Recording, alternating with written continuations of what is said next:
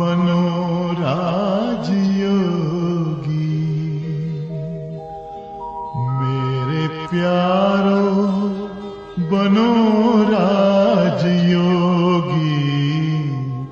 राजयोगी बनो राजयोगी। मेरे प्यारो बनो राजयोगी, राजयोगी बनो राजयोगी।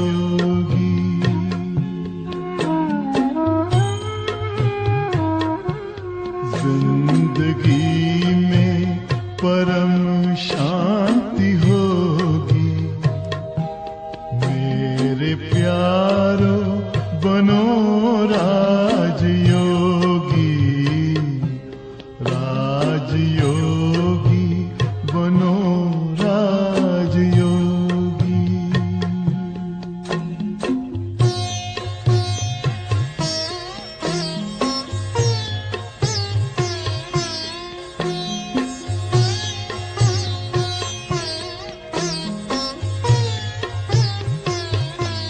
मन का दर्पण दमकने लगेगा, आत्मचिंतन चमकने लगेगा।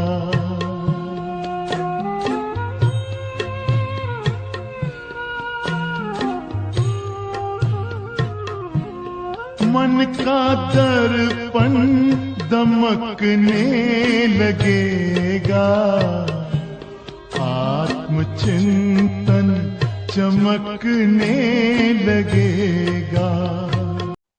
ओम शांति। आज की मुरली है 21 अक्टूबर 2025 की। बाबा कहते, मीठे बच्चे सवेरे सवेरे उठ बाबा से मीठी मीठी बातें करो। विचार सागर मंथन करने के लिए सवेरे का टाइम बहुत अच्छा है। आज का प्रश्न, भक्त भी भगवान को सर्वशक्तिमान कहते हैं और तुम बच्चे भी, लेकिन दोनों में अंतर क्या है?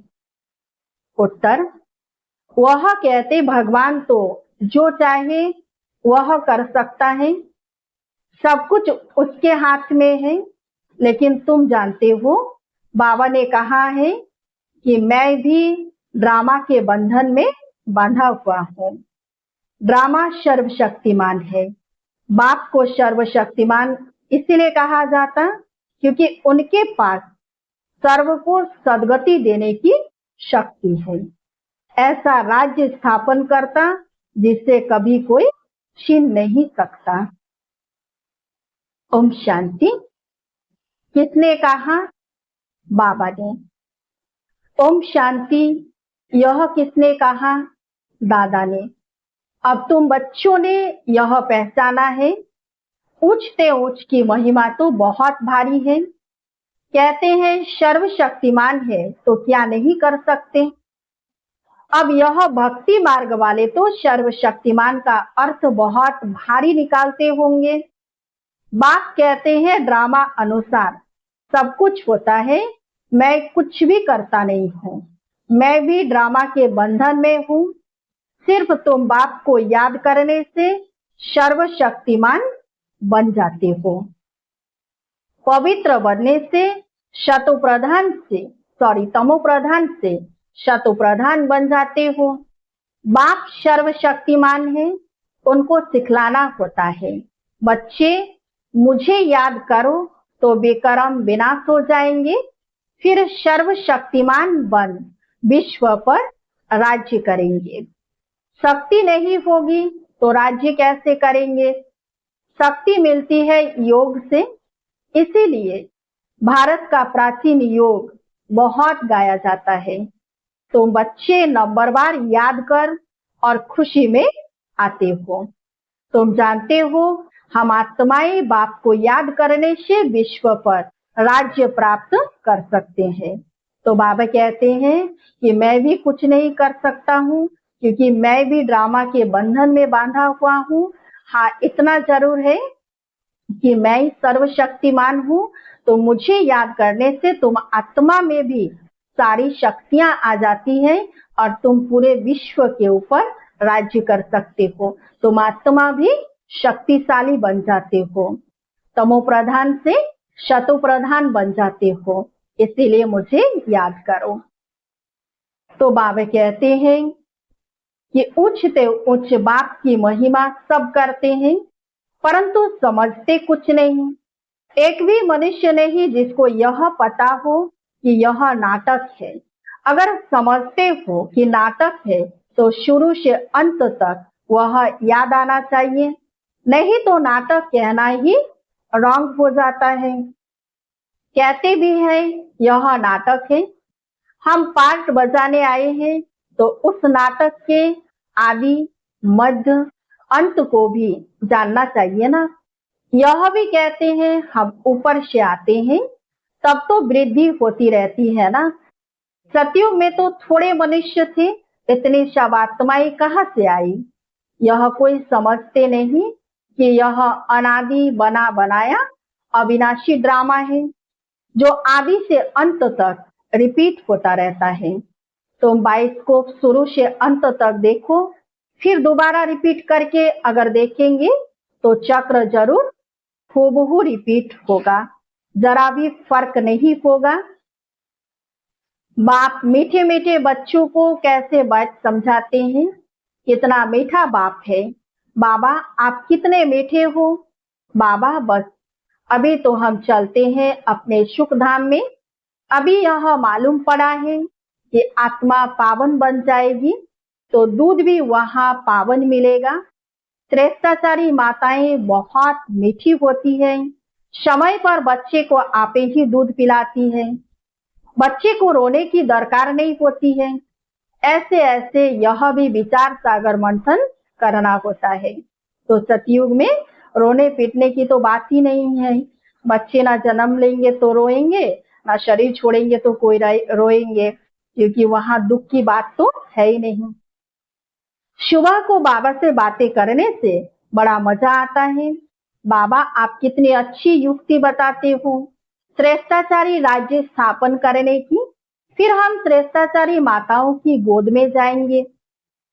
अनेक बार हम ही उस नई सृष्टि में गए हैं, अभी हमारे खुशी के दिन आते हैं। यह खुशी की खुराक है, इसलिए गायन भी है। कौन सा गायन है? अतीन्द्रिय सुख पूछना हो तो गोप गोपियों से पूछो। अब हमको बेहद का बाप मिला है, हमको फिर से स्वर्ग का मालिक श्रेष्ठाचारी बनाते हैं। कल्प कल्प हम अपना राज्य भाग्य लेते हैं, हार खाते हैं, फिर जीत पाते हैं। अभी बाप को याद करने से ही रावण पर जीत पानी है, फिर हम पावन बन जाएंगे। वहां लड़ाई दुख आदि का नाम नहीं, कोई खर्चा नहीं। भक्ति मार्ग में जन्म जन्मांतर कितना खर्च किया, कितने धक्के खाए, कितने गुरु किए हैं। अब फिर आधा कल्प हम कोई गुरु नहीं करेंगे, शांति धाम सुख धाम जाएंगे। बाप कहते तुम सुख धाम के राही हो, अब दुख धाम से सुख धाम में जाना है। वह हमारा बाबा कैसे हमको पढ़ा रहे हैं, हमारा यादगार भी यहाँ है। यह तो बड़ा वंडर है। इस दिलवाड़ा मंदिर की तो अपराम अपार महिमा है। अभी हम राजयोग सीखते हैं, उसका यादगार तो जरूर बनेगा ना। यह हूबहू हमारा यादगार है। दिलवाड़ा मंदिर, नीचे बैठ के तपस्या कर रहे हैं और ऊपर में छत में स्वर्ग का सिनियारियां दिखाया है। इसलिए बाबा हमेशा कहते बच्चे तुम्हारा यादगार जरूर देखना है दिलवाड़ा मंदिर। बाबा मम्मा और बच्चे बैठे हैं, नीचे योग सीख रहे हैं, ऊपर में स्वर्ग की राजाई है। झाड़ में भी कितना क्लियर है। बाबा ने कैसे साक्षात्कार कराए, फिर चित्र बैठ बनवाए हैं। बाबा ने ही साक्षात्कार कराया और फिर करेक्ट भी किया। कितना वंडर है, सारी नई नॉलेज है, किसी को भी इस नॉलेज का पता नहीं है। बाप ही बैठ समझाते हैं मनुष्य कितना तमोप्रधान बनते जाते हैं। मनुष्य सृष्टि बढ़ती जाती है, भक्ति भी वृद्धि को पाते पाते तमोप्रधान बनती जाती है। यहाँ अब तुम शतोप्रधान बनने का पुरुषार्थ करते हो। गीता में भी अक्षर है मन मना भव। सिर्फ यह नहीं जानते कि भगवान कौन है। अब तुम बच्चों को सवेरे सवेरे उठकर विचार सागर मंथन करना है कि मनुष्यों को भगवान का परिचय कैसे दें। भक्ति में भी मनुष्य सवेरे सवेरे उठकर कोठी में बैठ भक्ति करते हैं। वह भी विचार सागर मंथन हुआ ना। अभी तुमको ज्ञान का तीसरा नेत्र मिलता है। बाप तीसरा नेत्र देने की कथा सुनाते हैं। इनको ही फिर तिजरी की कथा कह दिया है। तिजरी की कथा, अमर कथा, सत्यनारायण की कथा भी मशहूर है। तो सुनाने वाला एक ही बाप है जो फिर भक्ति मार्ग में चलती है। ज्ञान से तुम बच्चे साल्वेंट बनते हो, इसलिए देवताओं को पदम पति कहते हैं। तो हम कितने शाहूकार बन जाते हैं। देवताएं बहुत धनवान पदम पति बनते हैं। कलयुग को भी देखो और सतयुग को भी देखो, रात दिन का फर्क है। तो हम बच्चे अभी बीच में है, एक तरफ कलयुग और एक तरफ स्वर्ग को हम देख रहे हैं। सारी दुनिया की सफाई होने में टाइम तो लगता है ना। यह बेहद की दुनिया है। भारत है ही अविनाशी खंड, यह कभी प्राय लोप होता नहीं। एक ही खंड रहता है आधा कल्प, फिर और खंड इमर्ज होंगे नंबरवार। तुम बच्चों को कितना ज्ञान मिलता है बोलो। वर्ल्ड की हिस्ट्री ज्योग्राफी कैसे चक्कर लगाती है आकर समझो। प्राचीन ऋषि मुनियों का कितना मान है, परंतु वह भी सृष्टि के आदि मध्य अंत को नहीं जानते। वह हठयोगी है। हाँ, बाकी उनमें पवित्रता की ताकत है जिससे भारत को थमाते हैं। तो हमारे ऋषि मुनियों का भी इस भारत को थमाने के लिए बहुत बड़ा योगदान है, क्योंकि आज उनके ही पवित्रता की बल से इतना समय तक थमा था। लेकिन परिवर्तन करने का कार्य कोई मनुष्य आत्माओं का नहीं, वो है परमात्मा का। तो बाबा कहते तुम्हारा राज्य था, कल की बात है। फिर बाद में अन्य धर्म आए हैं, उन्होंने आकर कुछ सुधार कर अपना नाम वाला किया है। अब वह भी सब तमोप्रधान बन गए हैं। अब तुम बच्चों को कितनी खुशी होनी चाहिए। यह सब बातें नए को नहीं सुनानी है, पहले पहले तो बाप की पहचान देनी है। बाप का नाम, रूप, देश, काल जानते हो। ऊंचते ऊंच बाप का पाठ तो मशहूर होता है ना। अभी तुम जानते हो वह बाप ही हमको डायरेक्शन दे रहे हैं। तुम फिर से अपनी राजधानी स्थापन कर रहे हो। तुम बच्चे मेरे मददगार हो, तुम पवित्र बनते हो। तुम्हारे लिए पवित्र दुनिया जरूर स्थापन होनी है। तुम यह लिख सकते हो कि पुरानी दुनिया बदल रही है, फिर यह सूर्यवंशी चंद्रवंशी राज्य होगा, फिर रावण राज्य होगा। चित्रों पर समझाना बहुत मीठा लगता है। इनमें तिथि तारीख सब लिखा हुआ है। भारत का प्राचीन राजयोग माना याद, याद से बेकर्म विनाश होते हैं और पढ़ाई से स्टेटस मिलती है। देवी गुण धारण करने हैं। हाँ, इतना जरूर है कि माया के तूफान आएंगे और अंत तक आएंगे। सवेरे उठकर बाबा से बातें करना बड़ा अच्छा है। भक्ति और ज्ञान दोनों के लिए यह टाइम अच्छा है। मीठी मीठी बातें करनी चाहिए। अभी हम श्रेष्ठाचारी दुनिया में जाएंगे। बूढ़ों के दिल में तो यह रहता है ना कि हम शरीर छोड़कर गर्भ में जाएंगे। बाबा कितना नशा चढ़ाते हैं। ऐसी ऐसी बातें बैठ करो तो भी तुम्हारा जमा हो जाए। शिव बाबा हमको नरकवासी से स्वर्गवासी बना रहे हैं। पहले पहले हम आते हैं, सारा ऑलराउंड पार्ट हमने बजाया है। अब बाबा कहते हैं इस चीची चोले को छोड़ दो, देह सहित सारी दुनिया को भूल जाओ। यह है बेहद का संन्यास। वहां भी तुम बूढ़े होंगे तो साक्षात्कार होगा, हम बच्चा बनते हैं तो खुशी होती है। बचपन तो सबसे अच्छा है। ऐसे ऐसे सवेरे बैठ विचार सागर मंथन करना है, पॉइंट्स निकलेंगी तो तुमको खुशी होगी। खुशी में घंटा 1.5 घंटा बीत जाता है। जितनी प्रैक्टिस होती जाएगी उतनी खुशी बढ़ती जाएगी।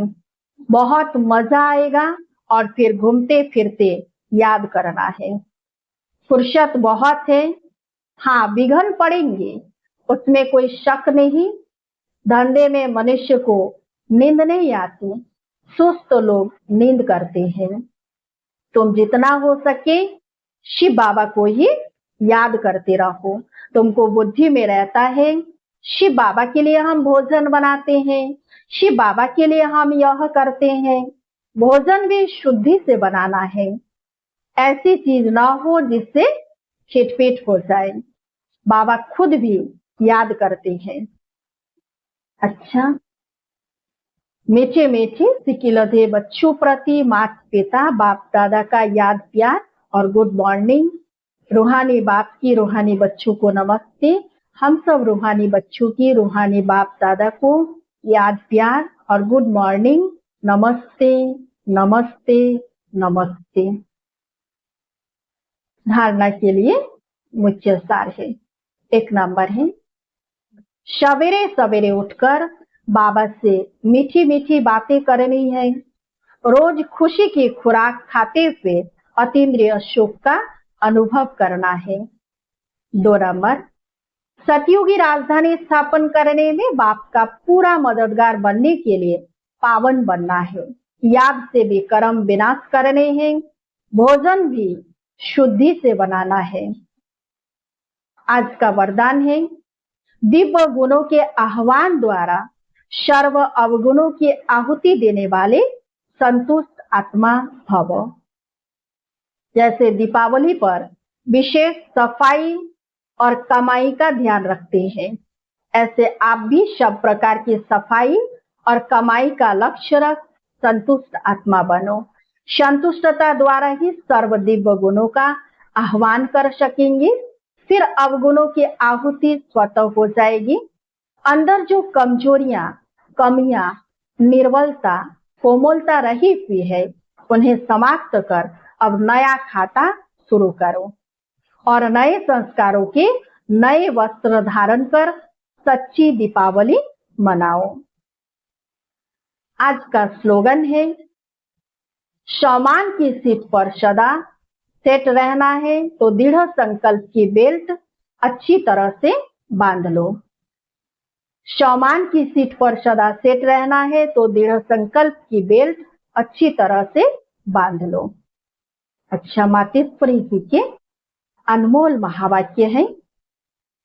इस अविनाशी ईश्वरीय ज्ञान प्राप्त करने के लिए कोई भी भाषा सीखनी नहीं पड़ती।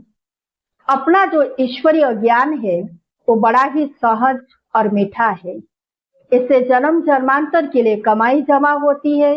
यह ज्ञान इतना सहज है जो कोई भी महान आत्मा, अहिलाएं जैसी पत्थर बुद्धि, कोई भी धर्म वाला बालक से लेकर वृद्ध तक कोई भी प्राप्त कर सकता है। देखो, इतना सहज होते भी दुनिया वाले इस ज्ञान को बहुत भारी समझते हैं। कोई समझते हैं जब हम बहुत वेद शास्त्र उपनिषद पढ़कर बड़े बड़े विद्वान बने, उसके लिए फिर भाषा सीखनी पड़ी, बहुत हठयोग करे तभी प्राप्ति हो सकेगी। लेकिन यह तो हम अपने अनुभव से जान चुके हैं, यह ज्ञान बड़ा ही सहज और सरल है, क्योंकि स्वयं परमात्मा पढ़ा रहा है। इसमें ना कोई हठक्रिया, न जप तप, न शास्त्रवादी पंडित बनना, ना कोई इसके लिए संस्कृत भाषा सीखने की जरूरत है। यह तो नेचुरल आत्मा को अपने परमपिता परमात्मा के साथ योग लगाना है। भल कोई इस ज्ञान को न भी धारण कर सके तो भी सिर्फ योग से भी बहुत फायदा होगा। इससे एक तो पवित्र बनते हैं, दूसरा फिर कर्म बंधन भस्मीभूत होते हैं और कर्मातीत बनते हैं। इतनी ताकत है इस सर्वशक्तिवान परमात्मा की याद में। भल वह अपने साकार ब्रह्मा तन द्वारा हमें योग सिखला रहे हैं, परंतु याद फिर भी डायरेक्ट उस ज्योति स्वरूप शिव परमात्मा को करना है। उस याद से ही कर्म बंधन की मैल उतरेगी। अच्छा, ओम शांति। अव्यक्त इशारे हैं। स्वयं और सर्व के प्रति मनसा द्वारा योग की शक्तियों का प्रयोग करो। शांति की शक्ति का प्रयोग पहले स्व के प्रति, तन की व्याधि के ऊपर करके देखो। इस शक्ति द्वारा कर्म बंधन का रूप मीठे संबंध के रूप में बदल जाएगा। यह कर्म भोग, कर्म का कड़ा बंधन साइलेंस की शक्ति से पानी की लकीर मिसल अनुभव होगा। भोगने वाला नहीं, भोगना भोग रही हूं यह नहीं, लेकिन साक्षी दृष्टा हूं। इस हिसाब किताब का दृश्य भी देखते रहेंगे। अच्छा, ओम शांति। योग पथ पर जरा चल के देखो, सारा जीवन महकने लगेगा। सारी काया हो, सारी काया बनेगी निरोगी। मेरे प्यार बनो राजयोगी, राजयोगी बनो राजयोगी। योग मानव को संयम सिखाता, संतुलन आचरण में लाता। आत्मा और परमात्मा का ये मिलन हर घड़ी है कराता। योग महिमा हो, योग महिमा कभी कम न होगी। मेरे प्यार बनो राजयोगी, जिंदगी में परम शांति होगी। मेरे प्यारो